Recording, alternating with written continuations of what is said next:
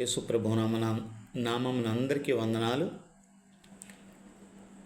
చిన్న వాక్యం ధ్యానం చేద్దాం. యేసు ప్రభు వారి వాక్యంలో నుండి, బైబిల్లో నుండి. మనకి సమూయేలు గ్రంథం 22వ అధ్యాయం 1 నుంచి 2 వచనాలు చూసుకున్నప్పుడు, దావీదు అదుల్లా గృహమునకు వెళ్ళగా చదువుదాం. సమూయేలు మొదటి గ్రంథం 21 22వ అధ్యాయం 1-2 వచనాలు. సారీ అండి. దావీదు అక్కడ నుండి బయలుదేరి అదుల్లాము గృహలోనికి తప్పించుకొని పోగా, అతని సహోదరులు అతని తండ్రి ఇంటి వారును ఆ సంగతి విని అతని యొద్దకు వచ్చిరి. మరియు ఇబ్బంది గల వారందరూ, అప్పులు చేసుకున్న వారందరూ, అసమాధానముగా నుండి వారందరూ అతని యొద్దకు కూడుకొనగా అతడు వారికి అధిపతి అయ్యాను. ఈ వాక్యాన్ని కొంచెం ధ్యానం చేద్దాం. దావీదు అక్కడ నుండి బయలుదేరి, ఎక్కడ నుండి బయలుదేరాడు అని అంటే, ఆయన సౌలు దగ్గర నుండి, ఆ రాజు దగ్గర నుండి తప్పించుకొని అదుల్లా గృహకు చేరుకున్నాడు. అదుల్లా అన్న పేరుకి అర్థం ఏంటంటే గొప్పవాడు.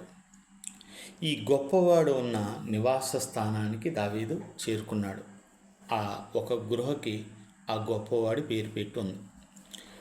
అయితే దావీదు అక్కడికి వెళ్ళినప్పుడు తన ఇంటివారు, తన కుటుంబ సభ్యులు మాత్రమే కాకుండా అప్పులు చేసుకున్నవారు, ఇబ్బంది పడ్డవారు, ఇలాంటి వారందరూ, అసమాధానంగా ఉన్నవారు, వీళ్ళందరూ వస్తే ఆయన వారికి రాజు అయ్యాడట. ఎవరు వచ్చారు అని అంటే, సొంత ప్రజలు, 2 అప్పులు పాలైపోయిన వ్యక్తులు, 3 ఇబ్బంది పడ్డ వ్యక్తులు, 4 అసమాధానంగా ఉన్న వ్యక్తులు. యేసు ప్రభువు వారు కూడా మనకి యోహాను సువార్త 2వ అధ్యాయం 12వ వచనం చూసినప్పుడు, అటు తర్వాత ఆయన కపెర్నహూముకు వచ్చి కొంతకాలం అక్కడ ఉండెను. ఆయన తల్లి, ఆయన సహోదరులు ఆయన వద్దకు వచ్చి ఉండిరి అని రాయబడి ఉంటుంది. ఈ కొంతకాలము ఈయన కపెర్నహూముకి వచ్చి ఉన్నాడు. ఎప్పుడైతే కపెర్నహూముకు ఆయన వచ్చాడో, ఆ కపెర్నహూములో ఎంతోమంది ఆయన దగ్గరికి వచ్చేవాళ్ళు. ఎందుకు వచ్చేవాళ్ళు అని అంటే, యేసు ప్రభు స్వస్థపరుస్తాడని, యేసు ప్రభు వారు నలిగిన హృదయాల్ని బలపరుస్తాడని, ఎన్నో ఇబ్బందుల నుండి విడిపిస్తాడని వచ్చేవాళ్ళు. యేసు ప్రభు వారు నీడ పడితే చాలు ఎన్నో వ్యాధులు ఆ రోజుల్లో తొలగిపోయాయి. ఆ రీతిగా ఇబ్బంది పడే వ్యక్తులు వచ్చారు. ఏంటి ఇబ్బంది అని అంటే, బైబిల్లో రాయబడింది ఒక మాట. తండ్రి నుండి ఒక చిన్న కుమారుడు, ఒక తండ్రికి పెద్ద కుమారుడు, 2 కుమారులు ఉంటారు. ఇందులో ఒక కుమారుడు తండ్రి వద్దనే ఉంటాడు, 2వ వాడు తన ఆస్తిలో భాగం ఇమ్మని అడుగుతాడు. ఇది లోకసువార్త 15వ అధ్యాయంలో ఉంటుంది.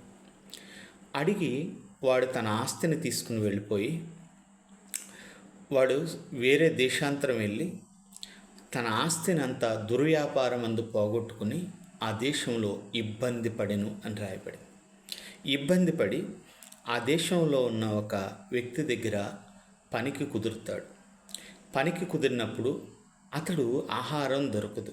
ఆ దేశంలో కరువు వస్తుంది. గొప్ప కరువు వెలుబడి చేసే కాలం అది. ఆ కాలంలో ఈ కరువుకి ఆయన తింటాకు కూడా ఏమీ ఉండదు. సరిగదా అంటే ఆ వానరు కూడా ఆయనకి ఏమీ పెట్టడు. అక్కడ అతను చేసే పని ఏంటంటే, పందులు మేపడానికి జాయిన్ అవుతాడు. ఆ పందులు మేపడానికి జాయిన్ అయ్యి చాలా ఇబ్బంది పడతాడు. ఇబ్బంది పడినప్పుడు ఆయనకి ఒకటి గుర్తుకొస్తుంది. నా తండ్రి ఇంట చాలామంది పాలేరులు ఉన్నారు. నా తండ్రి చాలా మంచివాడు, సమృద్ధైన భోజనం ఉంది. నేను నా తండ్రి దగ్గరికి తిరిగి వెళ్ళిపోతాను అని నిశ్చయించుకుని తండ్రి దగ్గరికి వెళతాడు. ఎప్పుడైతే తండ్రి దగ్గరికి వెళ్ళి తండ్రితో చెప్పాలనుకుంటాడో ఒక మాట, ఏమని అనాలనుకున్నాడంటే, తండ్రి, నీకును పరలోకమునకు నేను విరోధముగా పాపం చేశాను. ఇక నన్ను నీ కుమారుడు అనిపించుకున్నట్టుకు యోగ్యుడను కాను, నన్ను నీ దాసుల్లో ఒకనిగా నన్ను ఎంచి చూడమని చెప్పాలనుకుంటుంటాడు. కానీ తండ్రి ఎప్పుడైతే ఈ కుమారుడు తిరిగి వచ్చాడో, ఆ తిరిగి వచ్చిన కుమారుడి దగ్గరికి పరిగెట్టుకుని వెళ్ళి వాడిని మెడ మీద పడి ముద్దు పెట్టుకుని వాడికి తీసుకుని వెళ్ళి ఆ ఇంటిలోనికి తీసుకుని వెళ్ళి తన దాసులతో ప్రశస్తమైన వస్త్రాన్ని తెప్పించి కప్పి వాడికి మంచి ఉంగరాన్ని తీసుకొచ్చి చేతికి పెట్టి అక్కడ ఆ గొర్రెలను మేకల్ని కోయించి గొప్ప విందు చేస్తాడు.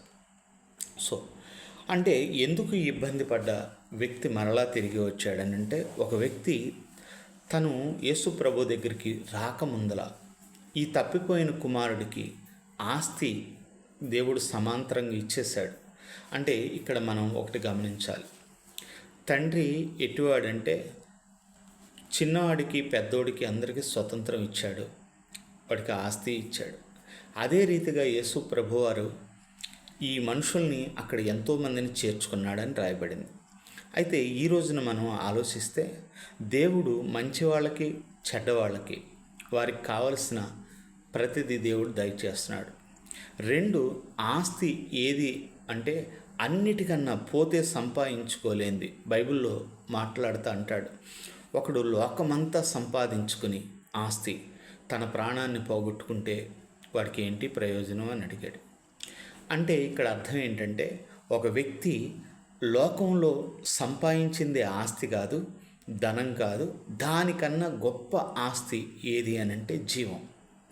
అందుకనే కొన్నిసార్లు ఆసుపత్రిలో ఉన్న వ్యక్తులు ఏం చెప్తారంటే, నేను ఎంతైనా ఖర్చు పెడతాను, మా వాడిని బ్రతికించండి, ఎంత కావాలంటే డాక్టర్ గారు అంత ఇస్తాం, బ్రతికించండి, నాకు ఆస్తి లెక్క కాదు, ఆస్తిని మించింది ఇది అంటారు. అంటే అసలు నిజమైన ఆస్తి నా కుమారుడు అని ఒప్పుకుంటారు. కొంతమంది వారికి కలిగిన బిడ్డలకి తమకున్నదంతా ప్రయాసగా ధనాన్ని మొత్తం ఖర్చు పెట్టేసి హాస్పిటల్లో చూయించుకుని ఎన్నో ఇబ్బందులు పడి ఉన్న వ్యక్తులని ఉన్నారు. నాకు తెలిసిన ఒక వ్యక్తి ఉన్నాడు.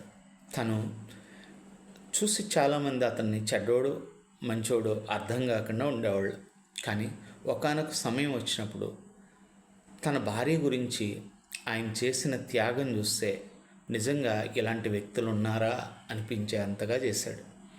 ఎందుకనంటే అతనుకున్న చిన్న స్థితిలో నుండి సుమారుగా 30 లక్షల రూపాయలు తన భార్యకి ఖర్చు పెట్టాడు. ఆయన ఒక మాట అన్నాడు, నాకు నా భార్య దక్కితే చాలు, నా ఆస్తి పోయినా పర్లేదు అని. అంటే ఏది ఆస్తి అని అంటే, నిజంగా ఒక మనిషి దక్కడం అనేది ఆస్తి, ఒక మనిషికి ఆయుష్ ఆస్తి. ఈ రోజున ఎంతోమంది ఆ తప్పిపోయిన కుమారుడు గురించి తన అన్న మాట్లాడుతుంటాడు, నీ చిన్న కుమారుడు దుర్వ్యాపారమందు తన ఆస్తిని పాడు చేసుకున్నాడు, వేశ్యలతో తినివేశాడు అంటాడు. అంటే ఈ రోజున దేవుడిచ్చిన ఆయుష్ని మనం ఎన్నో రకాలుగా పాడు చేసుకుంటున్నాం. దుర్వ్యాపారం వలన ఎప్పుడూ లాభం రాదు, నష్టమే జరుగుద్ది. ఎలా జరుగుద్ది నష్టం అని అంటే, ఒక వ్యక్తి చెడ్డ సంపాదన సంపాదిస్తాడు కానీ దానికి విలువ ఉండదు, చెడ్డ సంపాదన సంపాదిస్తాడు దాన్ని అనుభవించలేడు, చెడ్డ సంపాదన ద్వారా వచ్చింది ఆనందంగా ఉంది అనుకుంటాడు కానీ అది నిజమైన ఆనందాన్ని ఎప్పటికీ ఇవ్వదు.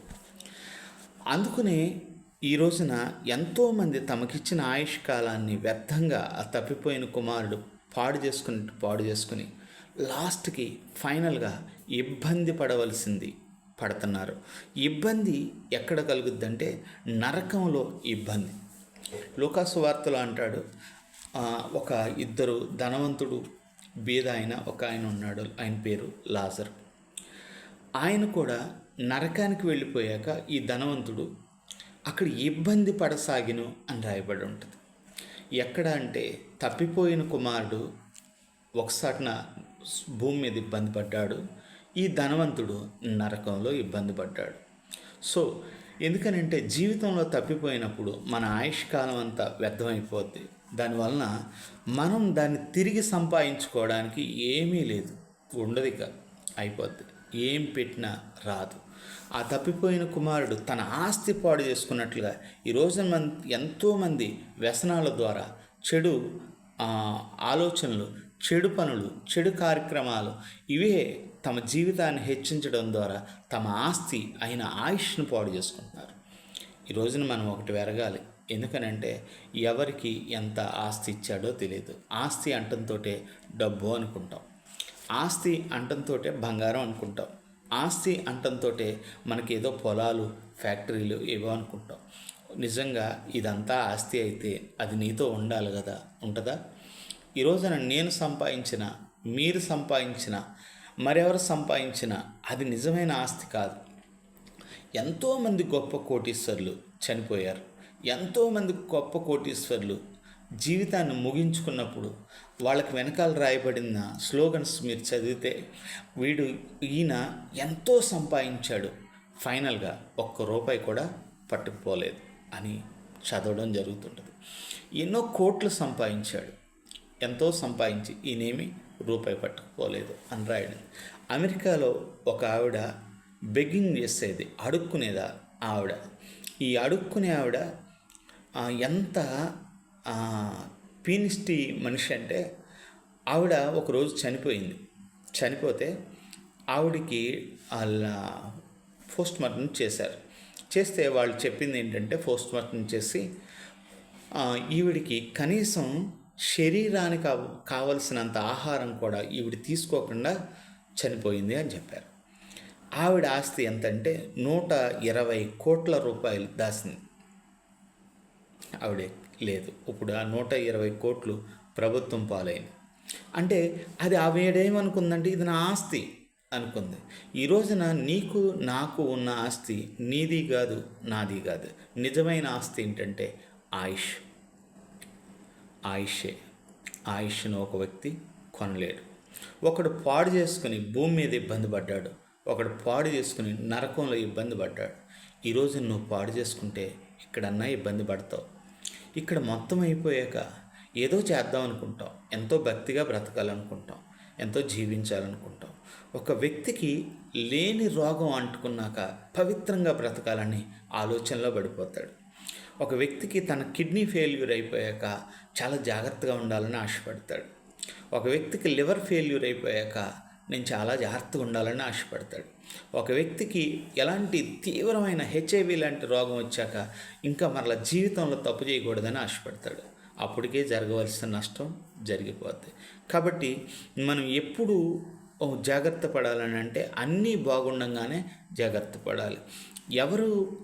ఎవరి దగ్గరికి ఎవరు వెళ్ళారు అని అంటే, కపెర్నహూములో ఉన్న యేసుక్రీస్తు వారి దగ్గరికి అనేకులు వచ్చినట్లుగా ఆ దినాన అదుల్లా గృహలోకి కొంతమంది వెళ్ళారు. వాళ్ళలో ఒకరు ఇబ్బంది పడ్డవాళ్ళు. మనం ఇబ్బంది అన్న మాటని నేర్చుకున్నాం. ఎన్నో రకాల ఇబ్బందులు ఉన్నాయి. ఈ రోజున అంతా పోగొట్టుకున్నాక అది ఇబ్బందే కదా. ఇక మన దగ్గర కొన్నిసార్లు ఇబ్బంది అన్నది మాట్లాడినప్పుడు చేతిలో ఉన్న ధనం ఖర్చు అయిపోతే ఆ మనిషి ఏమనుకుంటాడంటే, రేపు తినడానికి కూడా లేకపోతే ఇబ్బంది అనుకుంటాడు. రేపటికి లేకపోతే ఇబ్బంది అనుకుంటాడు. రేపటికి భోజనం లేకపోతే ఇబ్బంది అనుకుంటే, అసలు రేపొద్దునకి నీకు పరలోకం లేదా దేవుని దగ్గర స్థానం లేకపోతే అది ఎంత ఇబ్బంది. అట్టి ఇబ్బంది జీవితంలో కలగకూడదని ప్రతి మనిషి, ఈ ఇబ్బంది పడ్డ వాళ్ళందరూ దావీదు దగ్గరికి వెళ్తే దావీదు ఇబ్బంది పడ్డ వాళ్ళకి రాజయ్యాడంట. నిజమే, దావీదు ఎంతో ఇబ్బందిలో ఉన్నాడు. అప్పుడు ఈ ఇబ్బందిలో ఉన్న ఆయన ఆ ఇబ్బంది పడిన వాళ్ళు బాధలు ఎరుగుదుడు. యేసుక్రీస్తు వారు కూడా భూమి మీదకి వచ్చినప్పుడు ఎన్నో ఇబ్బందులు పడ్డాడు. శరీర రీతిగా ఎన్నో ఇబ్బందులు పడ్డాడు, ఆత్మ రీతిగా ఎన్నో ఇబ్బందులు పడ్డాడు, ప్రజల మధ్యన ఎన్నో ఇబ్బందులు పడ్డాడు. ఈ ఇబ్బంది పడ్డవాడికి ఇబ్బంది ఏంటో తెలుస్తుంది. ఎందుకనంటే మనకి హాస్పిటల్కి వెళ్తాం కదా, హాస్పిటల్కి వెళ్ళినప్పుడు మనకన్నా పెద్ద గాయమైన వ్యక్తి దగ్గరికి వెళ్ళినప్పుడు ఆ గాయమైన వ్యక్తి మనల్ని ఓదారిస్తే మనకు సంతోషంగా ఉంటుంది. అలా కాకుండా మనకి గాయమైనప్పుడు అసలు గాయమే లేనప్పుడు వాడు, అసలు ఇబ్బందే లేనోడు మనల్ని ఓదార్చాడనుకో మనకు కోపం వస్తుంటుంది. పెద్ద నొప్పేం కాదులే, పెద్ద దెబ్బేం కాదులే అన్నాడు అనుకో, ఎంత కోపం వస్తుంది మనకి, చాలా కోపం వస్తాయి. అదే రీతిగా గాయపడ్డ వ్యక్తి చెప్పాడనుకో, ఇది పెద్ద గాయం కాదు బాబు, నీకన్నా పెద్దది నాకు తగిలింది, నీకన్నా చాలా నష్టం జరిగింది, నీకు ఏలే నాకు కాలు, నీ కన్ను కొంచెమే నాకు కన్నే పోయింది అన్నాడు అనుకో, ఎంతో ధైర్యాన్ని ఇస్తుంది. యేసుక్రీస్తు వారు కూడా ఆయన ఎంతో భూమి మీద పడ్డాడు, ఇబ్బంది పడ్డాడు. ఆయన చాలా సిలువలో ఇబ్బంది పడ్డాడు, గెచ్చమైన వనములో ప్రార్థనలో ఇబ్బంది పడ్డాడు. ఇంత ఇబ్బంది పడ్డ వ్యక్తికి మన ఇబ్బందులన్నీ ఎరుగుదుడు. కాబట్టి ఈ రోజున మనం నేర్చుకోవాల్సింది ఏంటంటే, మనకున్న ఆయుష్కాలాన్ని పాడు చేసుకుని, తప్పిపోయిన కుమారుడు తన ధనాన్ని పాడు చేసుకుని ఇబ్బంది పడ్డాడు. నరకంలో ధనవంతుడు తన ఆయుష్ని వ్యర్థం చేసుకుని ఇబ్బంది పడ్డాడు. ఈరోజు నీవేది పాడు చేసుకుని ఇబ్బంది పడే పరిస్థితికి వెళ్తున్నావో జాగ్రత్తగా చూసుకోవాలి. కాబట్టి మరలా రేపు మాట్లాడుకుందాం, చాలా విషయాలు నేర్చుకుందాం. దేవుడి మాటలు దీవించును గాక. ఆమేన్.